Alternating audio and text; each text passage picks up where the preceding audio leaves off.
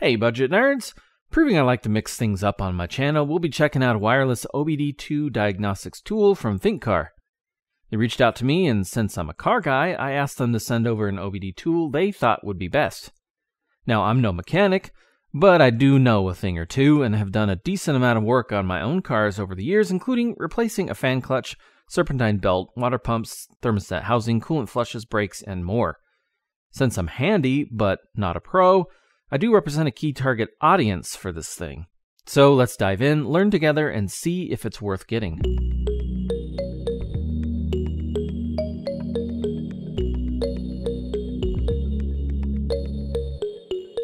The ThinkDiag will work on any car that has the onboard Diagnostics version 2, or cars made after 1996. You can see it takes very little power, and would operate on a flat battery. The model number is the TKD01. It claims to have full, professional OE level functions, like reading and clearing codes, gathering real-time data with the ability to graph it, reading ECU data, running actuation tests, and bidirectional special functions. Claims low cost for each additional manufacturer and service maintenance software. There are a lot of features, as well as pricing options and packages, and that seems to confuse some people, so let's go over it quickly. Skip here if you want to go straight to the review. When you purchase a ThinkDiag, you get standard OBD2 functions free for life, and the ability to redeem 1 or 2 car manufacturer softwares, or 1 or 2 maintenance softwares for a certain amount of time, depending on the version you get. Their ThinkDiag standard version starts at $110 to $120, and it will let you redeem 1 manufacturer's or maintenance software package for 1 year for free, or get the exclusive pack for $300 to redeem 2 software packages for 2 years for free. Redeeming a manufacturer's software package for a specific make would unlock all the maintenance softwares as well for that make. So, say for example, if you're an oil changing shop and you service all makes and models, you wouldn't want to purchase all of the manufacturer's software to unlock the oil reset functions for all makes. That would get pricey. Instead, you could just redeem or purchase the oil maintenance software option for $50 a year and be able to do that on most all makes. My ThinkDiag was the standard one, so I was able to redeem 1 software package for 1 year. I own 2 Fords, so instead of worrying about the maintenance softwares, I just redeemed Ford's manufacturer software, and then I get all of those maintenance options for Ford anyway. After that year, I could pay for another year for $40 to continue to use the manufacturer's software. If you don't renew, you can still use the other features, including the normal OBD2 functions. Initial cost of entry is low, and in the long run, you'll end up paying, but only paying for what you need. There are several paths to take, in other words. If there are questions about it, let me know in the comments. This app you'll need to download is called ThinkDiag. I had footage of setting it up, but I guess it disappeared on me. However, setting it up was easy, and the instructions are pretty good. During the first part of setup, you'll connect it to your car. Make sure your key is on, or it won't work. In the app, you can check out your device, look at reports, use gadgets, which right now seems to be just a flashlight, and look at repair info, which seems like it'll show you tutorials on how to navigate the app to perform certain things. But the Ford one didn't really have anything helpful for me that I saw. Along the bottom, you can purchase maintenance software or purchase diagnostic software for other makes. Check out some newsfeed thing. Reach out to support, which is pretty cool, and check out your account. One thing I found pretty annoying was the ad that would sometimes pop up. To check out the rest of the features, let's hop in the Stang. Okay, in the Stang. So in here, I'll show you some of the rest of the features. I got my phone sitting here with the device plugged in and the key on in the car. So I'll show it right up here. So you can press the Bluetooth connection to connect. And once you're connected, the light will switch to blue on the unit. So you got car all system diagnostic, maintenance functions, OBD functions, TPMS, ThinkEasy. So under car all systems diagnostics, just press VIN decoding. What it'll do is detect your car's VIN number, it'll detect your car's make and model, that kind of stuff. It'll load, it'll process some stuff, and then show you to confirm. Yes, it's a Mustang 2006. So you can click diagnose, and I think this is where it'll do a little of that processing. Yes, ignition switch is on. Okay, so in here you get a few functions. You can do health reports on the car.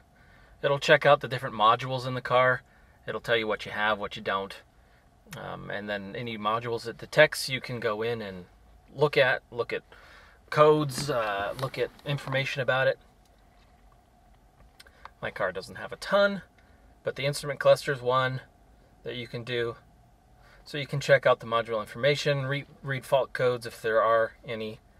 My car doesn't have any, so you're not going to see anything. You can clear fault memory, read data stream. So this feature is kind of neat because you can see some stats in real time. Battery voltage, if the ignition key's in or out, which is kind of interesting.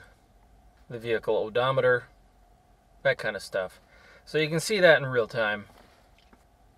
You can do actuation tests, which these are kind of neat. So let's say we can go into speedometer. And you can see on the speedometer, if I click on, it'll move all the way to the right. You click off, and it'll go back. And let's see, the same for the LCD panel. I saw one in here for that. All LCD segments. So if I click on, everything in the LCD, like the trip, like how many miles I have, will go on. If I click off, it goes off. So it's just to light up everything so I can make sure every section lights up in case it's an 8 and instead it looks like a 3 or something, if I want to make sure it's okay. Another interesting one is like all warning lamps. I can have every light on the instrument cluster come on and see if they're working. So I can click energize and they all come on. I can click de-energize and they come off. So you can test things, actually have things move and things happen to make sure they work properly. Special functions, programmable module installation. Yeah, I don't want to mess with that necessarily. Some people may know what that is. System selection, you can just come in here and select something manually. And then you get the same kind of functions, actuation tests, information about the module, that kind of thing. Module programming, vehicle information. So it really does pull up quite a lot of information here. So if we go back, maintenance functions, these are things where if you're doing specific things and need to reset or bring things to factory default, or if you do maintenance on any of these particular things, then you can reset them. OBD functions, it'll beep a little bit, let you know it's connecting. The blue light will flash a little too. So this will scan the car as well, show you a little information about it. Great. So this is where you get the modes, and not a lot of your cheap, inexpensive budget OBD devices will do this stuff. You get mode 1 through 9. So you can read live data, which is pretty interesting. I already previously recorded a little bit of me going through some of this live data, so you can see that now. We're going to do a little test of the live data that you can read with this thing. So I'll click on read live data. I want to look at absolute throttle position, airflow rate for the mass airflow sensor, catalyst temperature, sounds interesting, and engine RPM. So let's look at those. You can click OK, and it'll show what they are. You can see that if I rev the car, the throttle position goes up, engine RPM goes up. So let's combine them. We can put them in a graph. So you can see that that moves when catalyst temperature appears to be, I guess, rising. Okay, so let's go for a quick spin, and we can capture this data as we go.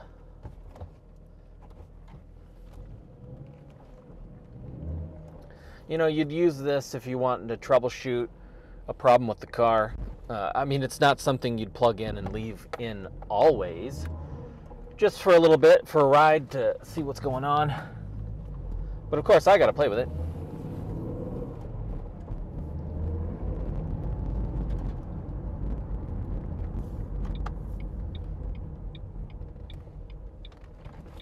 An interesting feature I didn't mention in this section when recording was you have the option to send this data you collect to your mechanic to help diagnose the issue.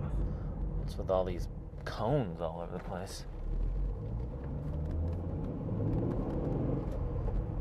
So the amount of stuff you get to see in real time is actually pretty cool and very helpful, no doubt. Another thing that a lot of people question is Mode 6. Does it have Mode 6? And it's right here. So you can come in and check out the exhaust gas sensor statistics about that. EVAP monitor, cylinder misfire. Mine doesn't have any misfires, I've already looked. But you can check out each cylinder and see if there's a misfire, if you're trying to diagnose maybe rough idle, rough acceleration, that sort of stuff. So Mode 6 is here as well, along with several other modes. Like I said, 1 through 9, I'm not entirely sure what they all are. You can also clear fault codes in Mode 4. I'm not going to mess with that. I don't even have any codes. So there's that information there as well. TPMS. You can come in and activate this. Your serial number and your activation code are going to be in the manual. It comes with the device should you choose to get it. So, and then ThinkEasy, I believe, is only for use with the ThinkEasy device. I don't have one of those, but if you had one of those, then you could test the battery health, the starting system, that kind of stuff. The ability to pay for what you need could make a lot of sense for a lot of people. I hate subscriptions, but it would make sense for me to redeem a year of use anytime I need it, and I'd get quite a lot for a good price compared to purchasing a professional unit. You just have to do the math and see. Alternatively, there is the Blue Driver OBD tool. It's cheaper at $100, but it just has basic OBD2 functions. Cheaper units than that will just read and clear codes. The only issue I had with this thing was it would disconnect from the phone on occasion. Reconnecting would always work, so it was a minor annoyance, but was still annoying, and that ad that would sometimes pop up was also pretty annoying. In the end, I can't tell you whether or not the price or this business model would work for you, because it just depends. But if you're a diehard do-it-yourselfer who really wants a ton of features but doesn't want to spend a ton of money on an expensive professional unit, this thing's looking you right in the face. If you're interested, I have a link below. Thanks for watching.